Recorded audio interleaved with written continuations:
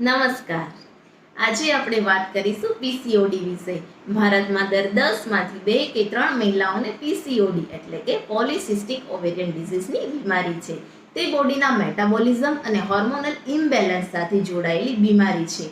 હવે ખબર કેમ પડે કે પીસીઓડીની તકલીફ છે? તો મિત્રો, સામાન્ય રીતે લેડીઝમાં 28 દિવસે માસિક આવી જતું હોય છે, પણ આ બીમારીમાં માસિક 45 દિવસથી લઈને 6 મહિના સુધી મોડું અથવા વર્ષમાં એકાદ વાર આવે છે. આ ઉપરાંત વજન વધી જવું જે ઓછું ના થાય, ફેસ અને બોડી પર પુરુષોની જેમ અણગમતા વાળ, ખીલની સમસ્યા, ગરદન પર કાળાશ વધી જવી, પ્રેગ્નન્સી રહેવામાં તકલીફ, આ બધા જ પીસીઓડીના લક્ષણો છે.